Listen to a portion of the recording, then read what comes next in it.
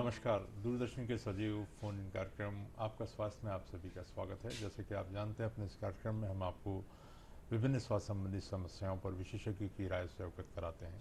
आज हम बातचीत करने जा रहे हैं डेंगू फीवर के बारे में।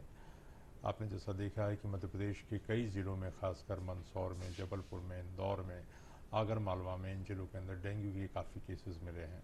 अब तक करीब 2400 केस देखने को मिले हैं और इसीलिए 15 सितंबर से माननीय मुख्यमंत्री जी ने डेंगू की जंग जनता के संग इस प्रोग्राम को लागू किया है और सब जगह आह्वान किया है कि कैसे जनता की भागीदारी के से हम डेंगू से बच सकते हैं। जिस तरीके से किल कोरोना अभियान चलाया गया था, उसी तरीके से डेंगू की जंग जनता के संग ये अभियान चलाया गया है और इस पर नियंत्रण पाने की कोशिश की जा रही है। हम सामाजिक आह्वान करें, समाज के लोग जागरूक हों, लेकिन आखिर डेंगू बीमारी है क्या और कब आती है, कैसे इससे बचा जाए, क्या इसके तकनीकी पक्ष हैं, इन सब के बारे में जानकारी प्राप्त करने के लिए हमने अपने स्टूडियो में आमंत्रित किया है डॉक्टर पीके पांडे साहब को, जो कि गहन चिकित्सा विशेषज्ञ हैं। साथ ही आपने ब्रीच कैंडी से गहन चिकित्सा के अंदर काफ़ी विशेषज्ञता हासिल करी। अभी जब कोविड काल आया तो इन्होंने काफ़ी कोविड के मरीजों का भी इलाज किया। कोविड भी एक वायरल इन्फेक्शन है और बहुत बार ये भी सवाल उठता है कि क्या ये फीवर डेंगू का है कि कोविड का है। ऐसी भी शंकाएं उत्पन्न होती हैं। इसलिए हम आज बातचीत करेंगे उनसे कि आखिर डेंगू है क्या और कैसे फैलता है और डेंगू की वास्तव में विकरालता क्या है। डॉक्टर साहब, ये जो डेंगू बीमारी है, ये जो वायरल का इन्फेक्शन है, वो किस महीने में आता है, क्या इसी समय आता है और इसकी हमारे देश में, प्रदेश में कितनी विकरालता है? डेंगू फीवर एक वायरल फीवर है। डेंगू का इन्फेक्शन सीजनल होता है और आम तौर पे बरसात के समय पे ही ज़्यादा पाया जाता है, बरसात और उसके बाद के समय में। तो ये बीमारी अक्सर जुलाई से लेके नवंबर महीनों के बीच में फैलती है और उसी समय पे इसके जो पेशेंट्स हैं सबसे ज़्यादा मात्रा में पाए जाते हैं। डॉक्टर साहब, दमोह से महेंद्र पटेल जी जुड़ गए हैं क्योंकि जागरूकता बहुत ज़्यादा है डेंगू के बारे में, आपसे सवाल पूछना चाहते हैं। जी महेंद्र जी, स्वागत है आपका, पूछिए अपना सवाल। जी नमस्कार दुबे जी। डॉक्टर पांडे जी को भी मेरा नमस्कार है। वो मेरा आपको और मुझे क्वेश्चन नमस्कार ये है कह रहे हैं, सर, उनकी आवाज़ जैसे यहाँ पर गांव सुनाई नहीं देहात दे के रही जो है। लोग हैं मैं अशिक्षित अपने होते प्रोड्यूसर हैं, से वो कहूँगा कि तो वो बताएं समझ उनका नहीं क्या पाते सवाल हैं है। डेंगू व वायरल फीवर में। तो उनके लिए कैसे समझे कि क्या लक्षण होते हैं डेंगू की और वायरल फीवर के और मलेरिया के, है ना? तो उसमें किस प्रकार वो समझे और ताकि अपने एक स्वच्छ स्वास्थ्य लाभ ले सकें जल्द से जल्द। बिल्कुल बिल्कुल इन महेंद्र जी। शर्तों के साथ नमस्कार। जी। नमस्कार। देखिए, सबसे पहले डेंगू डेंगू एक वायरल फीवर है। इसमें तेज बुखार आना जो दिन में 2 बार या उससे ज़्यादा बार भी आ सकता है। सिर में दर्द होना, आँखों के पीछे दर्द होना, जब आँखों का मूवमेंट करते हैं उस समय भी इसमें दर्द होता है। शरीर में और जोड़ों में दर्द होना, इस तरह के सिम्टम्स आमतौर पे मिलते हैं। कुछ दिनों के पश्चात, 3 से 4 दिन के पश्चात शरीर के ऊपर जो रैशेज़ हैं वो भी आते हैं। ये बातें इंडिकेट करती हैं कि व्यक्ति को वायरल फीवर है और इससे संबंधित जब चेकअप किए जाते हैं उसमें जब स्पेसिफिकली हम डेंगू की बीमारी के लिए चेकअप करेंगे या जैसा आपने बोला कि मलेरिया के लिए, तो हमको इस तरह के स्पेसिफिक टेस्ट करने पड़ते हैं, खून की जांच करनी पड़ती है, तब जाकर के इस निष्कर्ष के ऊपर पहुंचते हैं कि बुखार का जो कारण है ये डेंगू है या मलेरिया है। तो डॉक्टर साहब, आमतौर पर जैसे मलेरिया के अंदर भी बुखार आता है, जाड़ा देकर आता है, और मलेरिया भी मच्छर काटने से होता है, और डेंगू जो रहता है ये भी एक तरीके के मच्छर के काटने से ही होता है। तो उनसे उनकी मुराद ये थी कि कैसे हम ये अंतर कर पाएंगे साहब कि हमको मलेरिया हो गया है कि डेंगू हो गया। आपने बताया टेस्ट करके उसका अंतर करेंगे, और सिम्टम्स के अंदर भी आपने। जी हाँ, जैसे मलेरिया में जो सबसे कॉमन सिम्टम है वो उसमें ठंड और कपकपी के साथ में बुखार आता है। जी जी जी। जो बाकी सिम्टम्स हैं, देखिए सिम्टम्स किसी भी बीमारी के लक्षण होते हैं। एक तरह का सिम्टम कई बीमारियों में मिल सकता है। जी जी तो जी। जो जैसे मलेरिया के लिए प्रचलित है कि ठंड लग के कपकपी के साथ में बुखार आता है, ये इस तरह का जो पैटर्न है ये मलेरिया में देखने के लिए ज़्यादा मिलता है। रैपिडली तेज बुखार आना, सिर में दर्द होना, आँखों में दर्द होना, ये वाले जो सिम्टम्स है, जोड़ों में हाथ पैरों में दर्द होना, ये सिम्टम्स डेंगू की तरफ संकेत करते हैं। डॉक्टर साहब, एक और बीमारी लोग बोलते थे हड्डी तोड़ बुखार, जैसे चिकनगुनिया का भी नाम सुनते हैं, वो क्या चीज़ है? डेंगू में इतना ज़्यादा हाथ पैरों में दर्द हो सकता है जितना कि किसी भी व्यक्ति की हड्डी टूटने के ऊपर होता है। ओहो, इसलिए इस बुखार को भी, डेंगू के बुखार को भी हड्डी तोड़ बुखार कहा जाता है। जाता है। डॉक्टर साहब, आमतौर पर जैसे कई बार हम सुनते हैं कि डेंगू बीमारी के कारण जो है लोगों की मृत्यु हो गई और डेंगू काफ़ी सीरियस हो गया। तो इस मौसम में ऐसे कौन से प्रारंभिक लक्षण व्यक्ति के अंदर आएँ कि व्यक्ति इमीडिएटली आप जैसे फिजिशियन के पास पहुंच जाए, और आप फिर क्या जांच करके पता करते हैं कि नहीं वास्तव में इसको डेंगू है या कोई और बीमारी है? डेंगू बीमारी के जो लक्षण है, एक तो साधारण लक्षण जिसके बारे में अभी बात जी की जी। हुई थी, जब इसकी जांच करते हैं तो इसमें एक तो रैपिड टेस्टिंग की जाती है। वो बहुत रिलायबल तो नहीं है लेकिन इंडिकेटिव है। ब्लड टेस्ट हैं जिसमें हम प्लेटलेट काउंट को और हीमेटो, उससे ज़्यादा इम्पॉर्टेंट है हीमेटोक्रिट को देखते हैं। अगर व्यक्ति का वो बढ़ा हुआ है, प्लेटलेट काउंट कम है, वो इंडिकेट करता है। रैपिड टेस्टिंग में अगर NS1 और IgM पॉजिटिव आ रहा है तो इसको कंफर्म किया जाता है एलाइजा मेथड से। जी जी। एलाइजा मेथड एक स्टैंडर्डाइज्ड मेथड है, you know all over the world this is the most acceptable method for confirmation of dengue. तो उस टेस्टिंग में अगर चीज़ पॉजिटिव आती है तब कंफर्म होता है कि व्यक्ति को डेंगू है। तो ये जो आपने जो टेस्ट बताया, ये सारे टेस्ट जो हैं जिला स्तर पर उपलब्ध हैं, क्योंकि हमारे तो कई जिले काफ़ी प्रभावित हैं अभी डेंगू से। देखिए, इंडिकेटिव टेस्ट तो बहुत ही वाइड स्प्रेड अवेलेबल है, और जहाँ भी क्लिनिकल सस्पिशन और इंडिकेटिव टेस्ट पॉजिटिव होते हैं उसको कंफर्मेशन के लिए उसको एलाइजा मेथड से ही कंफर्म करना चाहिए, और एलाइजा मेथड से कंफर्म होने के बाद ही उस व्यक्ति को लेबल किया जाता है कि इस व्यक्ति को डेंगू की बीमारी है। तो डॉक्टर साहब, जैसे वायरल फीवर जो है अपन देखते हैं, आप तो अभी आपने कोविड का बहुत इलाज किया और अभी भी जो है कोविड के केसेस कई जगह मिल रहे हैं, तो कई बार लोगों को वायरल फीवर होता है तो लोग कंफ्यूज हो जाते हैं कि सर्दी जुकाम जो है कहीं कोविड का तो नहीं है, कहीं डेंगू तो नहीं है। तो कोविड और डेंगू, इसके ओवरलैप के केस भी आपके पास आते हैं क्या, ऐसे कुछ केसेस? देखिए, आपने बहुत ही महत्वपूर्ण और बहुत ही अच्छा सवाल पूछा है। जी जी। डेंगू फीवर और कोविड दोनों ही वायरल इन्फेक्शन है, दोनों का फैलने का तरीका अलग है, लेकिन इसके जो प्रारंभिक सिम्टम्स हैं वो एक दूसरे के साथ में मिलते जुलते हैं। इसलिए सिर्फ सिम्टम्स के बेसिस में और शुरुआती स्तर पे इसको डिफ्रेंशिएट कर पाना मुश्किल हो सकता है। जैसे दोनों में ही बुखार आएगा, दोनों में ही सिर में दर्द हो सकता है, हाथ पैरों में दर्द, दोनों ही बीमारियों के लक्षण हैं। गले की में खराबी, खांसी, ये चीज़ें रेस्पिरेटरी वायरस में ज़्यादा कॉमन होती हैं। डेंगू में भी इस साल जो केसेस आ रहे हैं उसमें कुछ लोगों को रेस्पिरेटरी सिम्टम्स हैं, गले में खराश है। लेकिन अगर गले में खराश के साथ में और दर्द के साथ में सिम्टम्स आ रहे हैं तो वो इंडिकेट करते हैं कि उसको रेस्पिरेटरी वायरल इन्फेक्शन या कोविड वायरस हो सकता है। अगर वो सिम्टम्स नहीं है, प्रीडोमिनेंटली उसको बुखार, आँखों के पीछे दर्द, सिर दर्द, बॉडी एक, मसल एक, इस तरह के लक्षण आ रहे हैं तो वो इंडिकेट करता है कि उसको डेंगू की संभावना ज़्यादा है। जब भी इस तरह के लक्षण किसी भी व्यक्ति को मिलते हैं तो उसका पुष्टिकरण करना, उसके लिए दोनों के लिए ही चेकअप करने की आवश्यकता पड़ सकती है। अगर हम रैपिड टेस्टिंग करते हैं जिसमें हम CB नेट या RT-PCR या रैपिड एंटीजन, अगर गले से सैंपल या नेजोफेरेंजियल स्वैब लेकर के अगर हम सैंपल करेंगे तो उसमें कोविड-19 का कंफर्मेशन मिल सकता है। अगर हम ब्लड टेस्ट करते हैं और उसमें हम PCV देखते हैं, प्लेटलेट्स की तरफ देखते हैं, और उसके साथ में अगर हम उसका NS1 और IgM डेंगू मतलब डेंगू सीरोलॉजी टेस्ट करवाते हैं और उसको कंफर्म करते हैं एलाइजा से और वो पॉजिटिव आता है तो वो इंडिकेट करता है कि व्यक्ति को डेंगू है।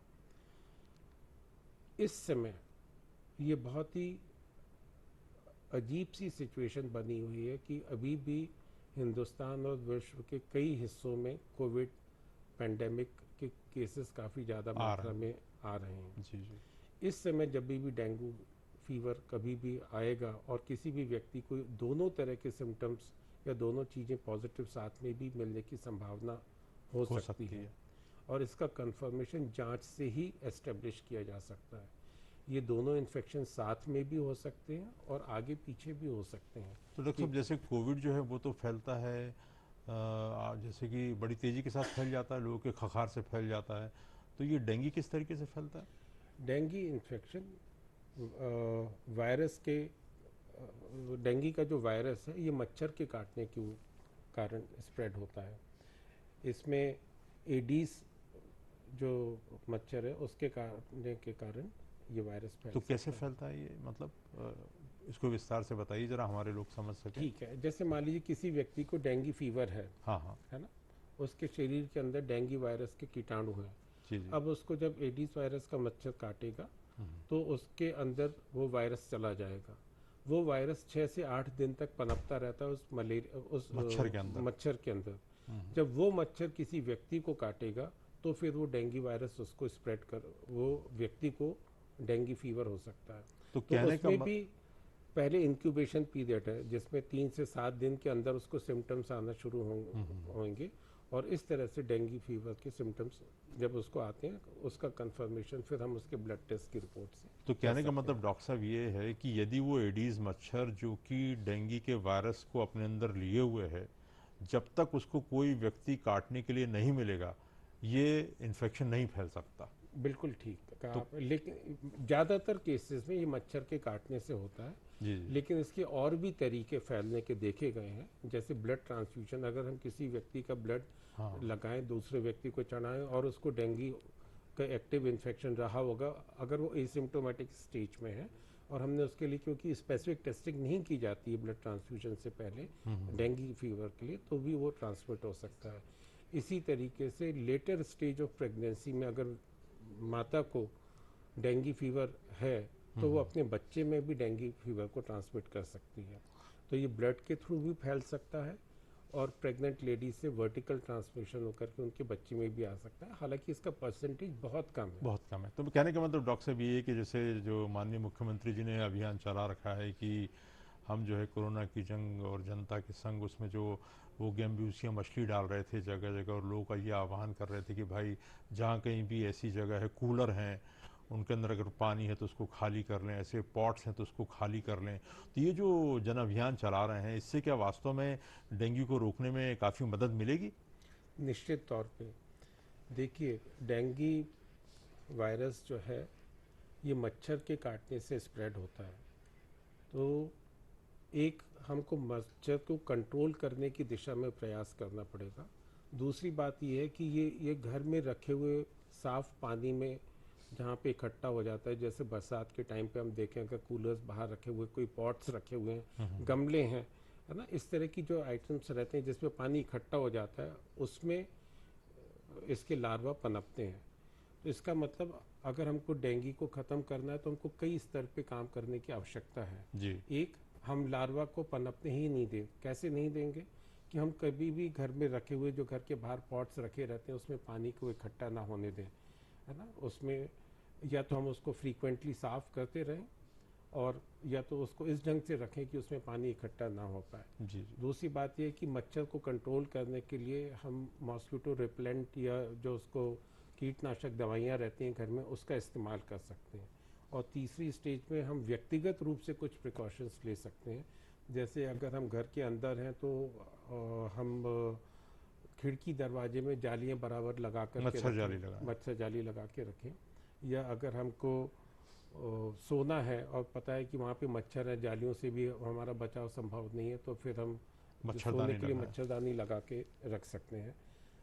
अक्सर ये मच्छर दिन के टाइम पे काटता अच्छा। है ना। तो अगर हम बाहर लॉन में बैठे हैं या हम बाहर जा रहे हैं, हमको पता है कि ये एंडेमिक एरिया में है, तो हम पूरे आस्तीन वाली शर्ट्स वगैरह पहने। इन तीनों तरीकों से कंट्रोल करने से हम डेंगू को भी कंट्रोल कर सकते हैं। बहुत ही सही बताया डॉक्टर पांडे ने कि कई स्तर पर कंट्रोल करने की ज़रूरत है और जिसके लिए जानकारी भी आपको दी जा रही है कि आप अपने लेवल पर कंट्रोल कर सकते हैं, अपनी बचत कर लें। दूसरा, जहाँ पर लार्वा इकट्ठा होता है उस चीज़ को आप नष्ट कर सकते हैं, जिसके लिए शासन भी आपका सहयोग कर रहा है, आपको दवाइयाँ उपलब्ध करा रहा है और सारी चीज़ें प्रदान कर रहा है।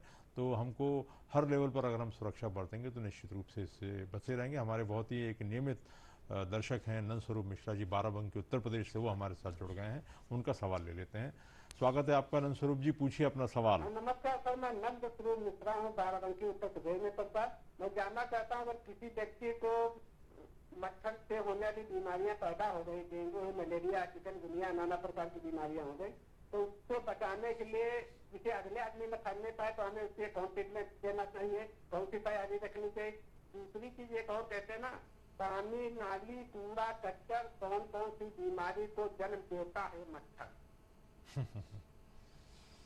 सही कहा उन्होंने कि कूड़ा करकट जैसे कि मलेरिया निश्चित तौर पे जी जी कहीं पे भी अगर साफ पानी इकट्ठा होगा वो कूड़े करकट में भी हो सकता है, जो जहाँ पे कंस्ट्रक्शन वगैरह का काम चल रहा है वहाँ पे भी इकट्ठा हो सकता है, घरों में कॉमनली मिलता है। एक जो बहुत कॉमन चीज़ देखी गई है, जो घर रहते हैं लोग अपने गमले के नीचे एक पैन रखते हैं हाँ जिसमें जब भी वो पानी डालें तो पानी बाहर निकल करके फैले नहीं, जिससे उनका घर साफ सुथरा बना जी रहे। जी जी इस बार जो सर्वे किया गया उसमें कई घरों में भोपाल में उस तरह के पानी में मच्छर पाए गए हैं, लार्वा पाएगा लार्वा पाए गए हैं। पानी की टंकियों में, बाकी चीज़ों में तो है, लेकिन ये एक important source of breeding ground है मच्छर के लिए। कितनी महत्वपूर्ण बात बताई डॉक्टर साहब ने, और कितना सर्वे में देखिए आप कैसे निकल कर चीज़ें आए कि कहीं पर भी पानी अगर इकट्ठा हो रहा है और उसके अंदर अगर लार्वा आएंगे तो इसमें मुसीबत हो सकती है और वो बीमारी फैलने का कारण हो सकता है। होशंगाबाद से हेमराज जी हमारे साथ जुड़ गए, उनका सवाल ले लेते हैं। स्वागत है आपका हेमराज जी, पूछिए अपना सवाल। हेलो, हाँ पूछिए हेमराज जी, आवाज़। सर मैं हेमराज बपोरिया राशि गांव से बात कर रहा हूँ। जी जी बोलिए। कि जो हमारे नवजात बच्चे हैं क्या उनको भी डेंगू होने की संभावना होती है? जी हाँ, उनको भी डेंगू होने की संभावना हो सकती है। उनके सिम्टम्स उनकी उम्र से संबंधित हो सकते हैं, थोड़े सा अलग हो सकते हैं, उनको पहचानने में दिक्कत हो सकती है, लेकिन डेंगू होने की संभावना उनमें भी उतनी ही रहती है जितनी किसी एडल्ट व्यक्ति को डेंगू होने की संभावना होती है। डॉक्टर साहब, वायरल फीवर में अक्सर ही देखते हैं कि कुछ वायरल फीवर जो होते हैं 7 से 10 दिन में अपने आप अच्छे हो जाते हैं। कई बार जैसे कोविड के अंदर भी देखे गए, कुछ लोग अच्छे हो गए, कुछ लोग काल के गाल में समा गए। ऐसे ही डेंगू के अंदर भी हम सुनते हैं कि डेंगू हेमरेजिक फीवर होता है साहब, तो आदमी कई बारी मृत्यु को प्राप्त हो जाता है। तो जबकि इतने सालों से बीमारी चली आ रही है, हर साल आती है, हर साल हम उससे पीड़ित होते हैं, लेकिन हर साल जाने गंवाते हैं। तो ऐसी कौन सी चीज़ रहती है, क्या लापरवाही बरत देते हैं मरीज़, या कब नहीं पहुंच पाते आपके पास कि वो इतना सीरियस हो जाता है कि मरीज़ की जान चली जाती है? देखिए, डेंगू बीमारी में भी अलग अलग समय पे अलग अलग तरह के लक्षण हो सकते हैं। जी जी जैसे कोविड में ज़्यादातर लोग, लगभग 80% लोग एसिम्टोमेटिक रहते हैं और 20% लोगों को सिम्टम्स आता है। लगभग उसी तरीके से डेंगू की बीमारी में भी ज़्यादातर लोग एसिम्टोमेटिक हो सकते हैं। ये साधारण रूप से जैसे बुखार आना, हाथ पैरों में दर्द होना, आँखों में दर्द होना, शरीर के ऊपर रैशेज आ जाना, यहाँ तक बढ़ कर के भी बीमारी ठीक हो सकती है। फिर इसमें कुछ लोगों को कैपिलरी लीक होता है, उसके जो डेंगू वायरस के जो टॉक्सिन्स रहते हैं, जो उसके प्रोटीन्स रहते हैं, बॉडी के अंदर ऐसी प्रॉपर्टीज़ क्रिएट कर सकते हैं जिसके कारण जो खून की कोशिकाएं हैं उनका जो लाइनिंग एपिथेलियम है उसके बीच में गैप्स बनते हैं, जिसके कारण लीकेज बनता है। जब इस तरह का लीकेज बनता है तो इसका मतलब बीमारी सीवियर फॉर्म की तरफ प्रोग्रेस कर रही है। जी जी अगर ये और ज़्यादा प्रोग्रेस करेगी तो इसमें अलग अलग ऑर्गन्स का इन्वॉल्वमेंट हो सकता है, वो पहले डिसफंक्शन होगा, बाद में फेलियर की तरफ जाएंगे। इसके साथ साथ इस बीमारी में प्लेटलेट काउंट्स भी कम होते हैं, कोएगुलोपैथी भी रहती है, वेस्कुलोपैथी भी है। तो जब ये सारी इसके खराब स्वरूप मिल जाते हैं तो पेशेंट की ब्लीडिंग से, शॉक के कारण, मल्टीपल ऑर्गन फेलियर के कारण डेथ होना स्वाभाविक बात है। हालांकि इसका भी जो परसेंटेज है काफ़ी कम है, और अगर देखा जाए तो 0.2 से 0.3% के करीब इसका केस फैटेलिटी रेशियो है। मतलब कोविड से भी कम है? कोविड से भी कम है, लेकिन हम इसको प्रिडिक्ट नहीं कर सकते कि किस व्यक्ति में डेंगू किस स्वरूप में प्रोग्रेस करेगा। ये हमारे लिए एक आज भी दुविधा की बात है। इसके लिए कोई स्पेसिफिक मेडिसिन्स नहीं है, ये दूसरी दुविधा है। तीसरी बात यह है कि इसके लिए कोई स्पेसिफिक ड्रग्स नहीं है, जैसे रेमडेसिविर आ गई थी कोविड जैसे उसके लिए आ गई थी, इसमें नहीं है। इसके लिए कोई वैक्सीन्स अभी तक कॉमर्शियली अवेलेबल नहीं है ना। तो जब ये चीज़ों का अभाव है तो ज़्यादातर वायरल इन्फेक्शन बॉडी में खुद की प्रतिरोधक क्षमता बना के वायरस को नष्ट करके ठीक होते हैं।